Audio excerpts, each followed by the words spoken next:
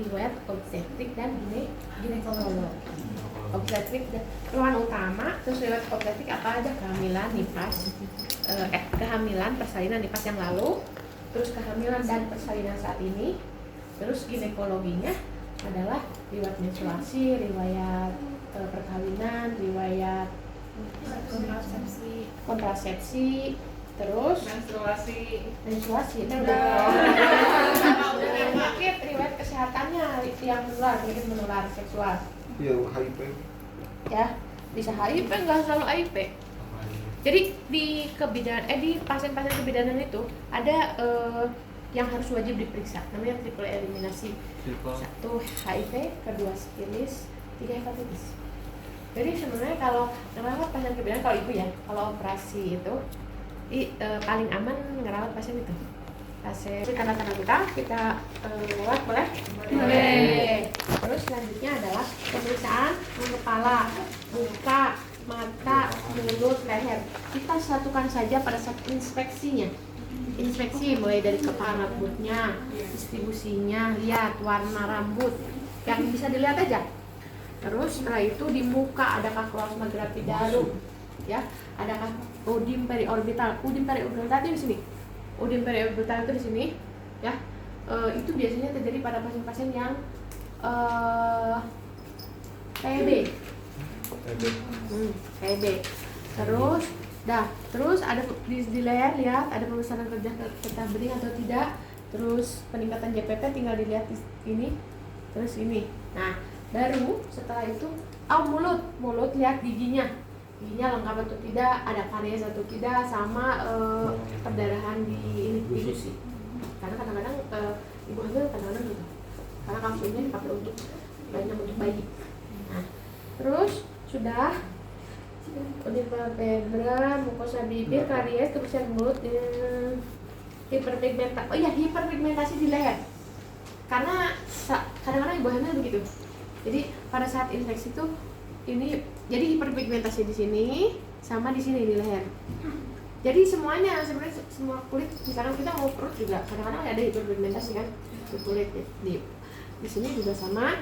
Terus setelah itu baru kita periksanya nih, lihat sekali aja, sekali tapi bisa buat ini, buat mata ini, terus ke sini ke leher, ya. Jadi lihat, pegang ada nyeri atau tidak, terus sudah itu kita tangannya ke sini, ini ada nyeri atau tidak, terus ini juga ada nyeri atau tidak, terus kita buka ini konjungtivanya, suruh lihat ke atas dan lihat ke bawah untuk lihat sclera. Terus ini nyeri, ada nyeri atau tidak, ini juga, terus ini buka mulutnya gitu ya. Terus ini pegang untuk meraba kelenjar getah benih. Di sini ada preauricle, postauricle, ini ada sternocleidomastoides, di sini ada subclavicula, harusnya ke sini dulu, submental, submandibula, sini balik lagi sini, terus di sini clavicula, dan ini di sini suruh pasien menelan untuk melihat tiroid. Sudah. Untuk leher dan kepala. Udah segitu.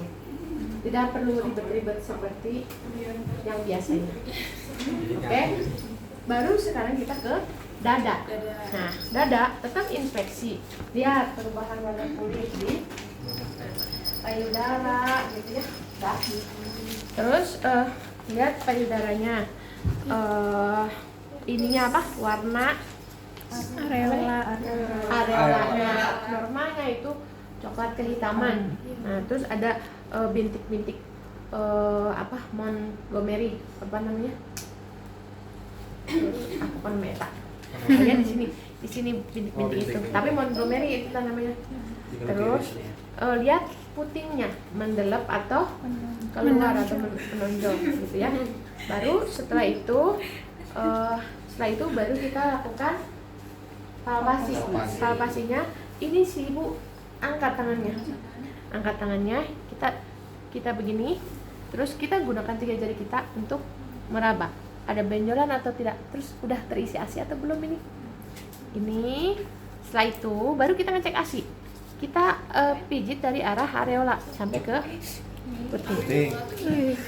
Ya, yang hitam itu areola. Nah, dari sini. Tuh. Nah, setelah itu raba ke sini, ke ketiak, area ketiak, karena kadang-kadang terjadi pembesaran ketiak. Oke. Baru yang ini turunkan, yang ini naikkan yang kanannya. Kita raba lagi sama searah jarum jam dengan 3 jari ini. Terus setelah itu kita tes ASI sudah keluar atau belum. Baru kita meraba ke kelenjar getah benihnya ke area ketiak. Nah, setelah itu baru kita perkusi.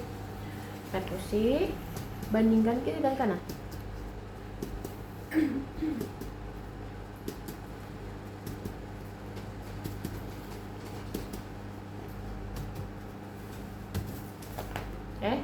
Sama. Setelah itu ada auskultasi paru sama seperti tadi. Satu, bandingkan kiri, bandingkan kanan, kiri, kanan, kiri, kanan, kiri, kanan, kiri, kanan. Nah, untuk melihat mendengarkan jantung, tinggal di sini ada katup apa? Aortik, di sini pulmonik, di sini katup tricuspidalis, katup mitral, terus di sini. Ya. 45. 2, 2. Ini 45. Untung. Oke. Nah, selesai sudah. Jantung dan paru dan payudara di dada. Sekarang baru kita ke abdomen. Betul tuh ibu urutannya? Betul. Oke. Di abdomen kita lihat ini ada yang pertama adalah inspeksi. Adakah ini apa? Hiperpigmentasi. Terus ini garis apa? Linea. Terus ada epidarum. Adakah bekas operasi atau tidak, gitu ya. Terus setelah itu baru kita periksa bising usus. Bising usus kita lakukan di 4 kuadran. 1, 2, 3, 4. Di mana yang paling keras kita hitung selama 1 menit. Normalnya reguler atau irreguler? Irreguler. Reguler. Ya, reguler teh seperti jantung. Duk mau dia makan. Lamun sampai duduk kan berarti ada masalah. Nah, itu reguler. Selalu begitu. Irreguler. Kebayang dong lamun reguler. Berarti grup sama berarti lapar terus kita gitu kan. Padahal bising usus akan meningkat itu kalau kita lapar atau mencret. Yang bahaya kalau udah mencret nanti kita berhenti kembung. Ya kalau sudah kembung pasang NGT kan nggak ke bawah, nggak ada kentut. Karena si bising ususnya yang mendorong udara ke luar. Bukan mari mencret terus keduk berhari itu. Sudah bising usus. Setelah bising usus kita lakukan pemeriksaan kandung kemih, diraba penuh atau ditanya ke ibunya, ibu kapan terakhir pipis. Kalau ibu bilang saya dari pagi belum pipis, kita meriksa jam 5. Jauh teuing jam 5.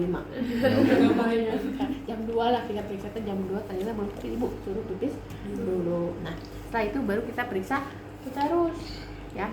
Pada saat kita melakukan pemeriksaan uterus gini. Uterus itu pada postpartum involusnya itu 1 sampai 2 cm di bawah normalnya dalam 24 jam pertama itu 1 sampai 2 cm di bawah pusat. Jadi kalau kita misalkan periksa ini pegang di simfisis pubis, terus kita selusur dari atas sampai ke sini. Nah, diraba, ada yang keras biasanya. Iya, bisa dibawa. Ya, pokoknya cari dari sini tuh yang keras. Nanti kalau sudah ada yang keras, itu berarti kalau udah ketemu, oh ini udah keras nih dipegang. Kita ukur dengan menggunakan jari kita. Dari pusat berapa jari? 2 Oh, 2 jari di bawah pusat. Gitu ya. Tapi misalkan di sini sudah ada yang keras, kita ukur juga berapa jari. Wah, 3 jari. Jadi kan kayak orang hamil. Itu tanda bahaya pada ibu yang postpartum. Kalau dalam kan normalnya gitu, makanya kenapa kita harus tahu normalnya, karena supaya tahu tidak normalnya. Paham ya? Nah, ini terus 1-2 cm per 24 jam. Udah, setelah itu baru kita periksa sekali lagi cara meriksanya. Karena ini penting. Ini kelewat desah postpartum pemeriksaan fisiknya. Ya, desah ibu mah ulangi lagi. Udah lulus ya. Dia tadi periksa mah. Ya, dah ketemu yang keras, baru kita ukur. Terus kontraksinya juga itu juga dilihat apakah dia kontraksinya kuat atau tidak. Ini akan keras. Kerasnya seperti apa? Seperti buah yang belum matang. Kalau buah yang sudah matang jadi empuk kan, malah beyek. Itu yang bahaya. Nah, setelah itu pemeriksaan RDA. RDA itu pertama kita buka bantalnya. Misalkan ibu kepalanya sudah di sini.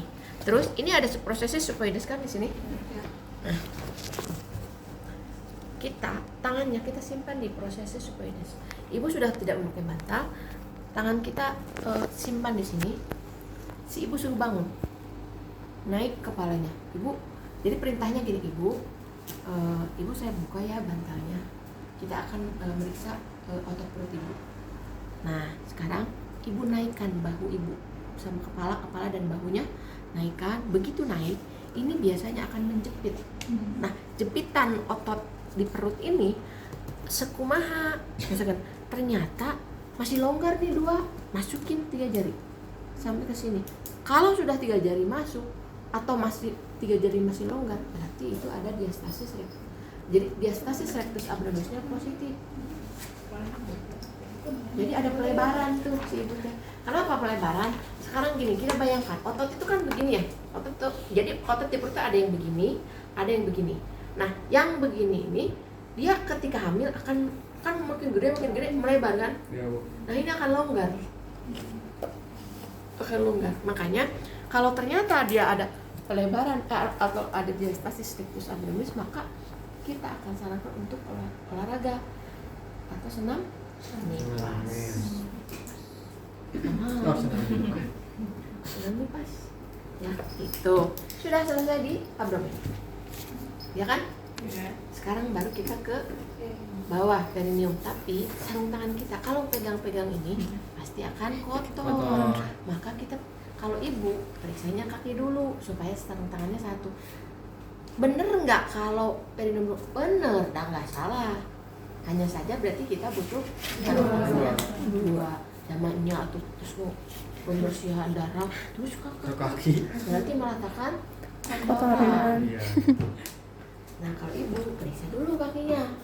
Kaki yang ekstremitas apa yang dilihat? Pertama, ada udim atau tidak, ada varises atau tidak. Jadi kakinya dipegang. Kamu naik. Siapa nama kamu sih? Davin. Pohon deh gitu. Apa Pak?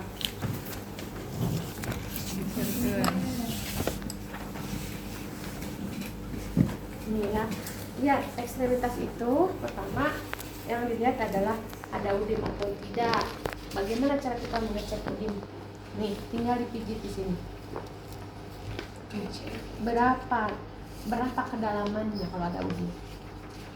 Kalau misalkan ternyata kira-kira 2 mm, maka didokumentasikannya positif 1. Kalau ternyata kurang lebih 4 mm berarti positif 2. Catat 1 positif itu kelipatannya 2. Tuh, ini kita meriksa itu di tulang yang paling tipis. Ini namanya tulang apa ini? Tibia. Ini fibula di belakang. Nggak kelihatan kalau fibula. Tetapi yang paling kuat menunjang tubuh kita adalah ini. Nah, tinggal di ini. Terus lihat di sini CRT-nya di mana dan lihat di sini ada varises atau tidak. Kalau sudah kita berapa varises, maka kita tinggal dorong, tekuk, dorong. ada nyeri atau tidak. Itu namanya Homensign. Ya, ini juga sama. Dilihat ada udim atau tidak.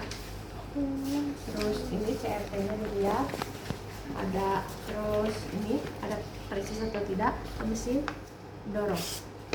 Nah, sudah itu baru kita periksa refleks. Refleksnya refleks up, refleks hammer. Patah. Ini mesin. Tuh ya. Terus ini juga ya, itu untuk refleks patella. Terus setelah refleks patella baru kita ke perineum. Ya kan, cukup segitu di ekstremitas? Ya, cukup. Sekarang kalau untuk turun, kalau di apa namanya, di perineum kita pasang dulu undertake.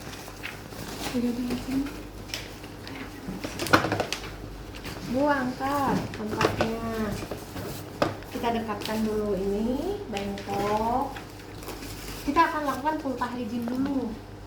Jadi pertama-tama buka dulu celana dalamnya. Kan pasti ada pembalutnya. Kita lihat pembalutnya penuh atau tidak.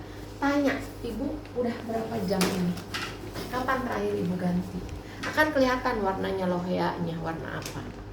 Ya, ibu ini terakhir ganti kapan? Oh, tadi pagi-pagi. Misalkan tadi pagi-pagi subuh. Kalau misalkan dia penuh, ya wajar kan? Kalau tapi kalau ibu mengatakan baru 14 jam barusan berapa jam lalu, berarti ibu ada perdarahan. Kalau sampai penuh gitu. Nah, tuh lihat loheanya. Warnanya apa? Nah, baru setelah itu kita menggunakan basah. Tisu basah. Tisu basah kita bersihkan dari depan ke belakang. Sesuai, maksudnya enggak 1, 2 enggak. Sesuai kebutuhan. Bersihnya. Kadang-kadang darahnya banyak. Iya. Tuh ya. Nah, terus setelah itu baru kita lakukan pulpa hygiene. Pulpa hygiene ambil 5. Terus kita 5 latihannya. Ya. 5. Terus ini tuh kapas sublimatirnya, kapasnya itu jadi kapas sudah dibentuk ini nanti dibanyur oleh air mendidih. Yang mendidih nanti kan pakai mah udah dingin itu. Ya, udah ambil semuanya yang mau kita pakai. Jangan tangan kita yang sap. Karena nanti tangan kita yang kotor. Iya. Nah, terus yang pertama kita usap adalah labia mayora yang terjauh dari kita. Labia mayor yang terdekat, labia minora, buka labia minora juga. Terus dari orificium vagina sampai ke perineum. Sudah. Baru kita cek episiotominya. Bagaimana episiotominya? Tadi yang redanya. Kemerahan, adakah udim, adakah hari pertama wajar masih ada udim. Ya. Kemerahannya wajar karena memang masa masih peradangan. Terus ada udim, ada ekimosis yang nggak boleh mah, nggak ada itu. Tapi udimnya kalau kegedean ya nggak bagus juga. Udah mau udim gede, terus ada kebiruan, itu udah fix di dalam tuh ada hematom. Biasanya hematom ada pembuluh darah yang nggak kerja itu biasanya. Dah, terus nanti reda. Nah, setelah kita periksa reda, baru kita miringkan pasanya dengan posisi sim. Sim itu kaki yang bawah yang sini lurus, yang kaki yang atas itu nekuk. Itu posisi sim.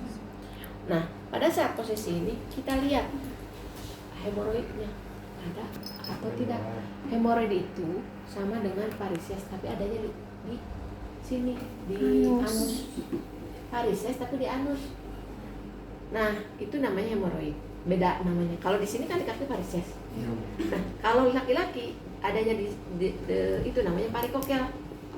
Mungkin pernah dengar ya. varicose. Jadi kalau itu urat marun kita bisa sama gitu, varicose oke sama tapi di area spermatikot biasanya. Nah, itu harus diambil karena kadang-kadang pegal. Nah, setelah selesai kita melihat hemoroidnya ada atau tidak, baru kita keringkan dengan kasa yang kering, kasak dari tisu dari depan ke belakang. Baru setelah itu ganti balut. ganti pembalut dengan yang baru. Udah pakai celana, ini diberesin lagi, selesai pemeriksaan.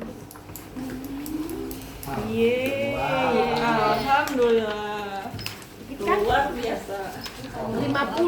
50 tindakan tapi nggak begitu ribet. Iya.